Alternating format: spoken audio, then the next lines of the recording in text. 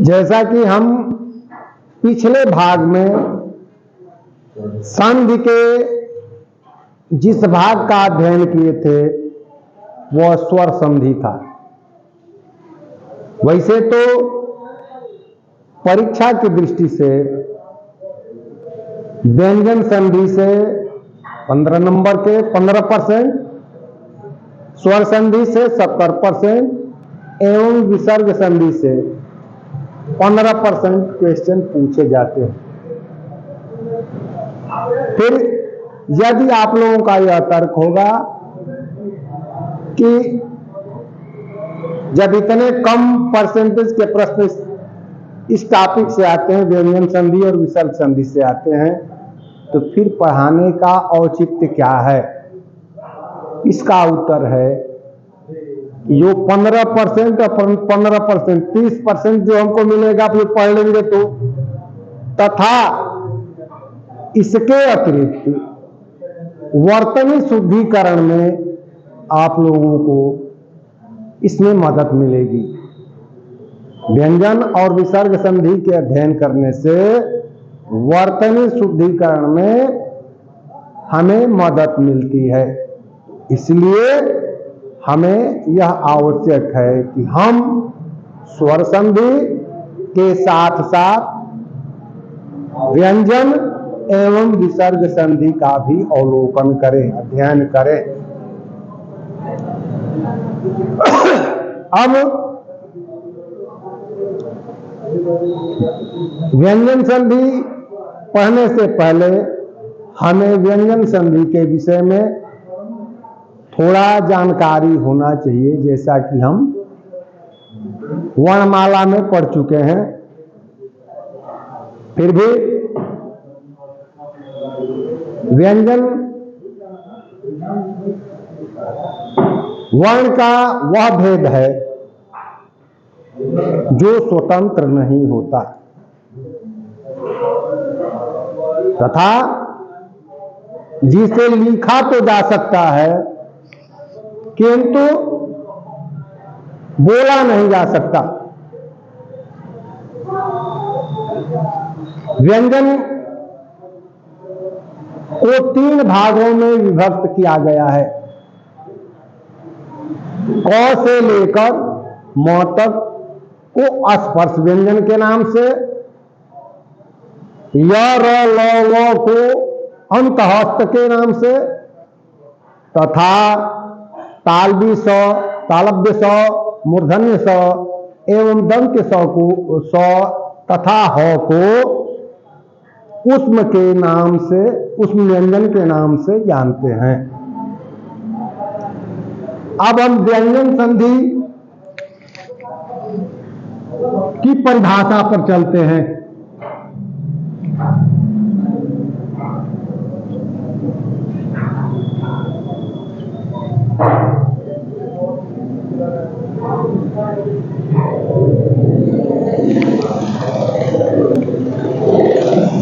व्यंजन के साथ स्वर अथवा व्यंजन के मेल को व्यंजन संधि कहते हैं। उदाहरण के लिए अच, धन, अंत,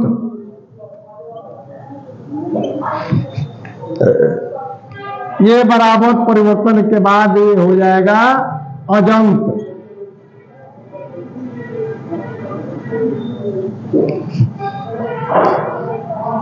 अन, धन, असन,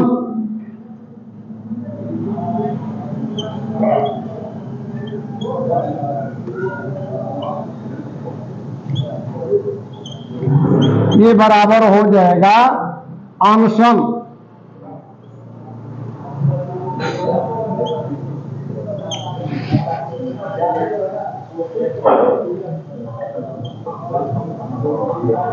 सत, धन, चित्त, ये बराबर हो जाएगा सच्चित।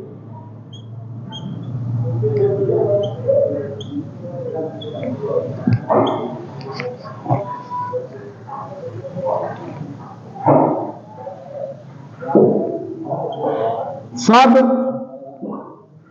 धन जन, ये बराबर हो जाएगा सज्जन।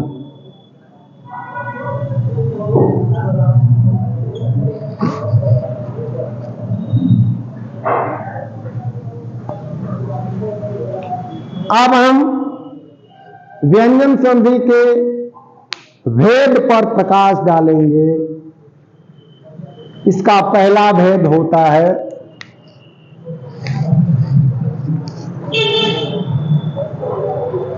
अच्युत संधि।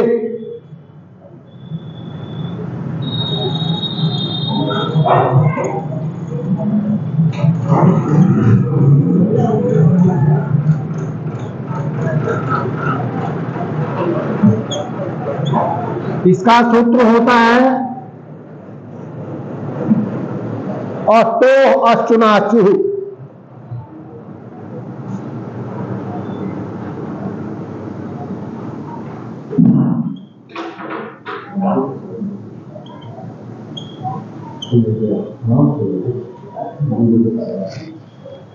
इसका नियम होता है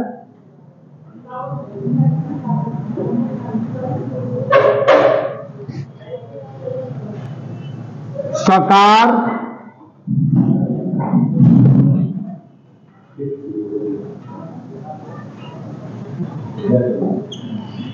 या तवर्ग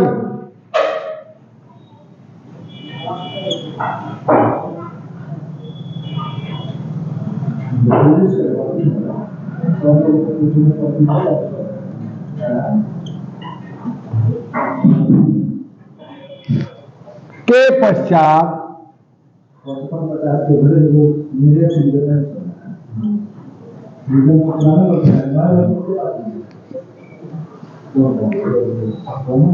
सकार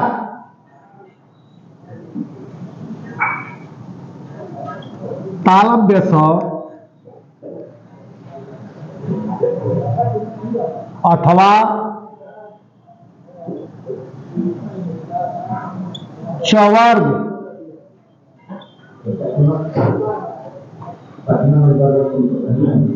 का कोई वर्ण आए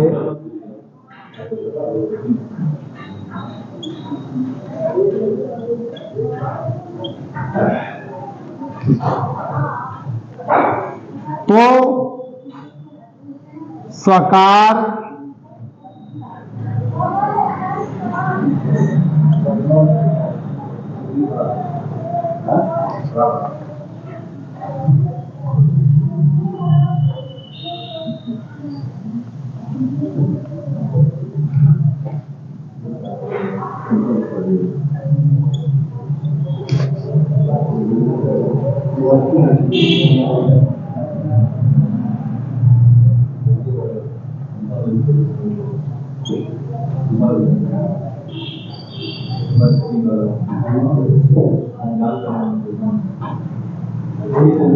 तवर्ग के जिस क्रम का वर्ण हो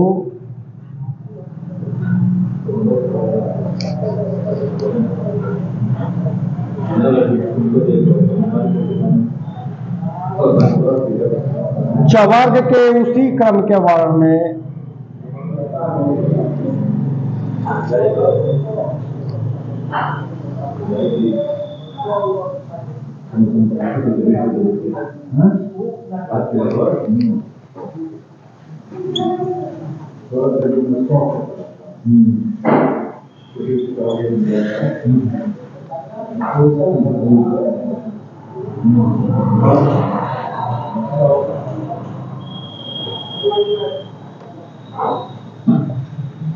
बदल जाता है।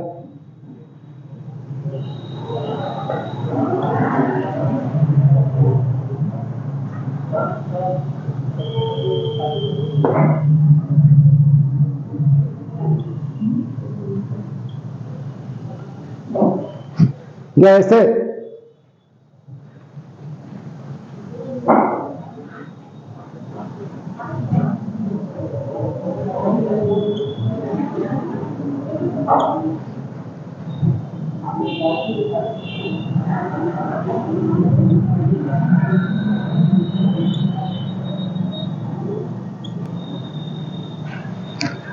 सद प्लस जन द तवर का तीसरा वर्ण है और इसके बाद चवर्ग का ज आया है, तो यह द चवर्ग के ज के रूप में बदल जाएगा।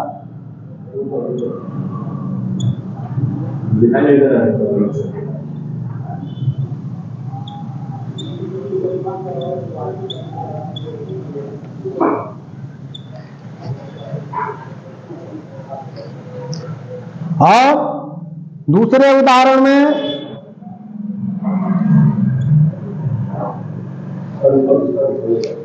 कस प्लस चित,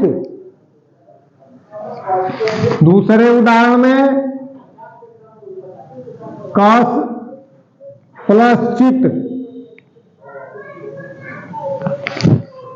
सकार स है, इसके बाद चवर का पहला वर्ण है, तो यह सकार का दंत स सकार के तालव्य स में परिणत हो जाएगा।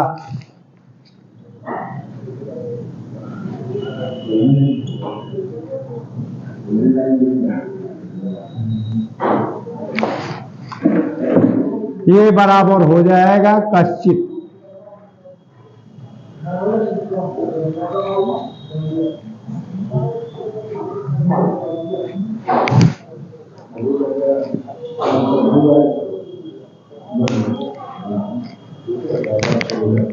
अगला उदाहरण है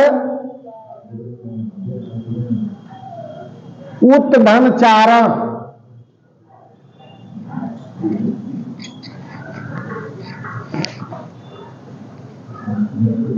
पहले वर्ग का अंतिम वर्ण तवर्ग से है और दूसरे वर्ग का प्रथम वर्ण जो है चवर्ग का पहला वर्ण है, तो यह त चवर्ग के पहले वर्ण के रूप में बदल जाएगा। तो ये हो जाएगा उच्च धन चारण।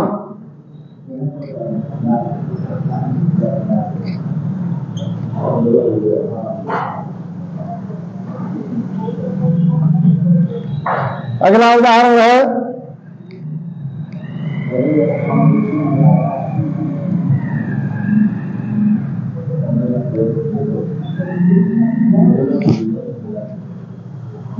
उत्धन ज्वल।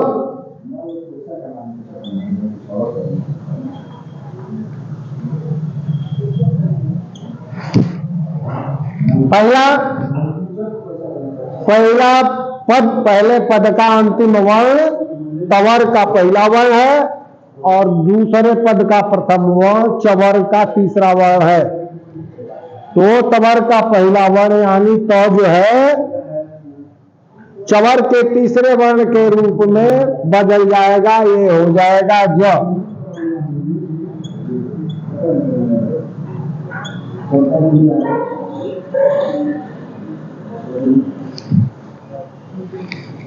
ये बराबर हो जाएगा उज्ज्वल।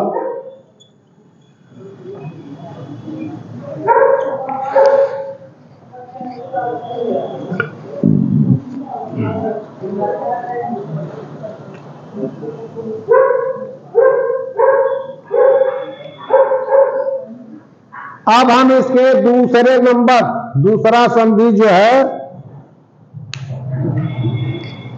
के विषय में पढ़ेंगे। अष्टुत्व संधि।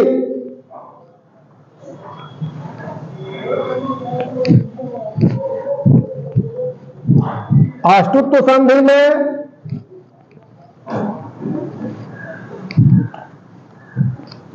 अष्टुत्व संधि का सूत्र है अष्टुनाष्टु।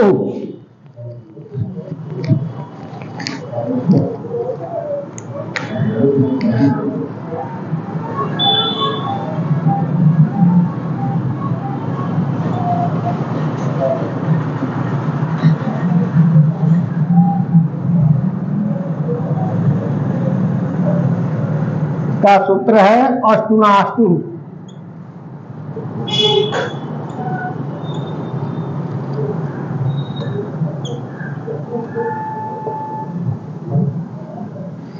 इसका नियम है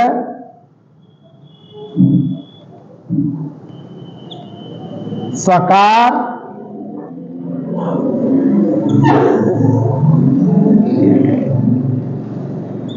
दंत स या मूर्धन्य स के पश्चात या पूर्व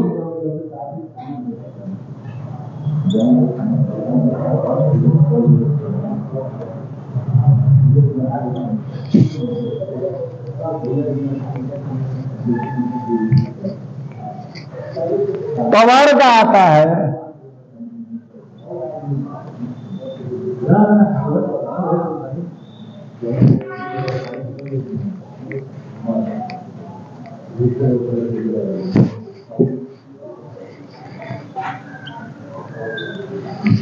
इसका नियम है कि सकार दंत स या मूर्धन्य स अथवा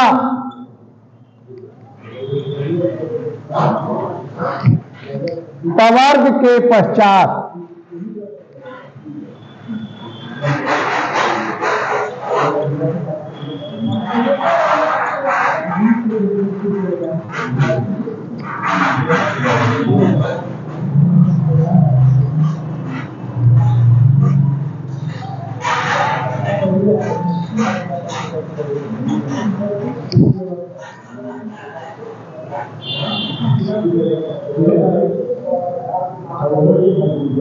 सकार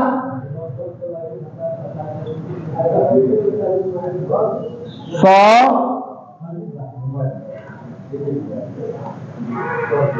या टवर्ग आता है।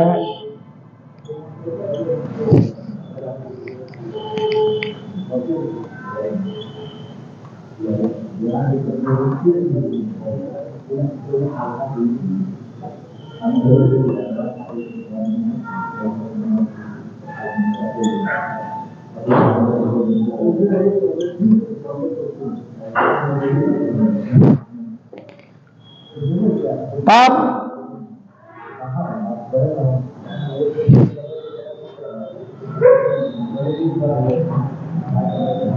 सकार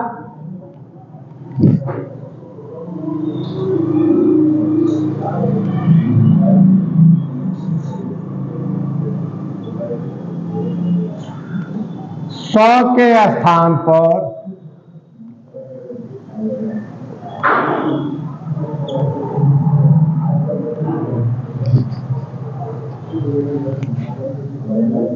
स तथा टवर्ग के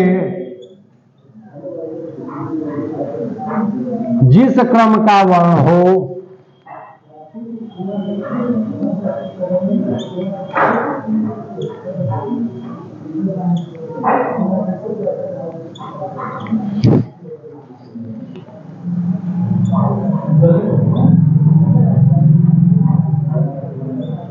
टवर्ग के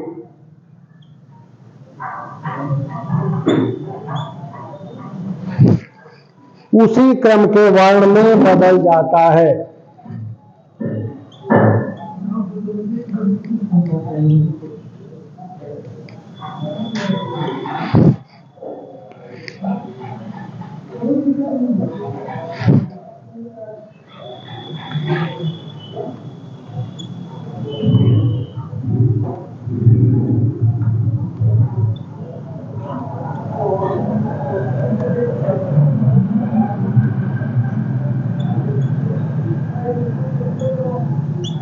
जैसे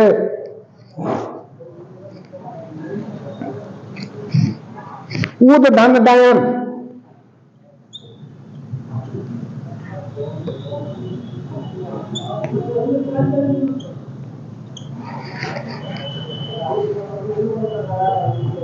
पदांत में तवर का तीसरा वर्ण द है और इसके बाद द आ रहा है। द जो टवर का तीसरा वर्ण है तो यह द टवर के तीसरे वर्ण के रूप में बदल जाएगा।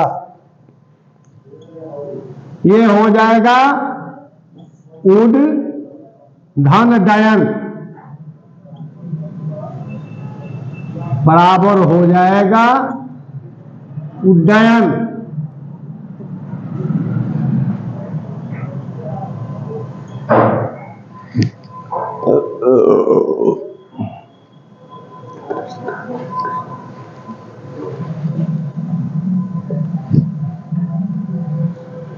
दूसरा उदाहरण,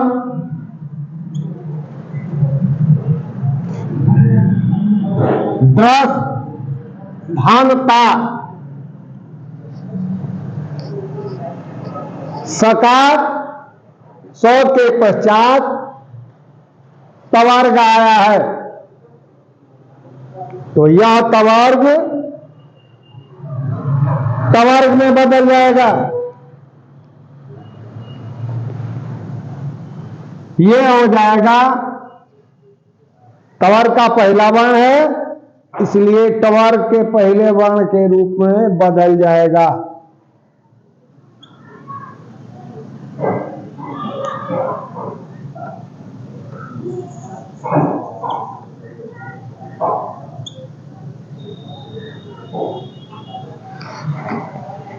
अगला उदाहरण है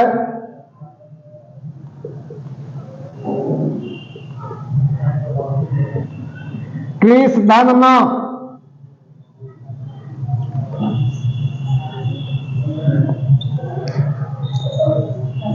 ये सकार 100 के पश्चात तवर्ग का अंतिम वर्ण यानी न है, तो यह न तवर्ग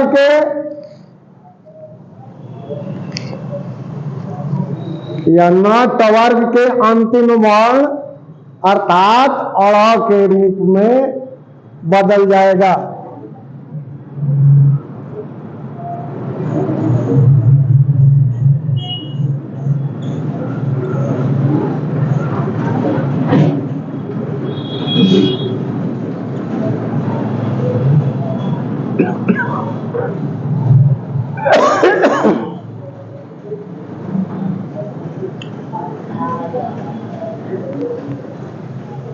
अगला उदाहरण, उत्कृष्ट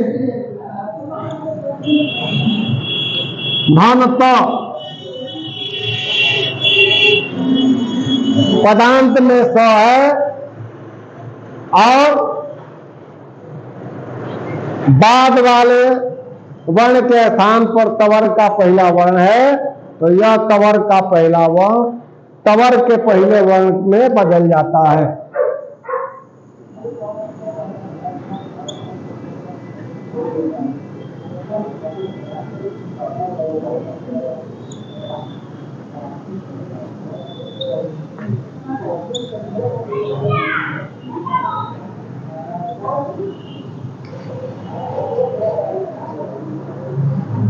अगला उदाहरण,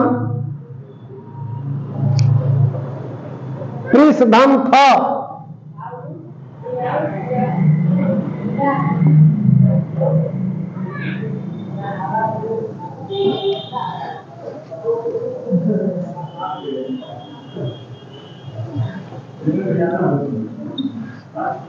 पदांत में मूर्धन्य स है और इसके बाद तवर्ग का दूसरा वर्ण है जो बदलकर तवर्ग के दूसरे वर्ण में स्थापित हो जाएगा।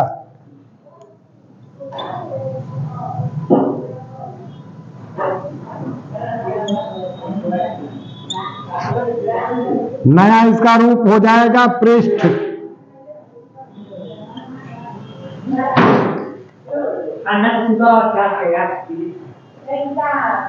आज हम यहीं अपनी वाणी पर विराम दे रहा हूं।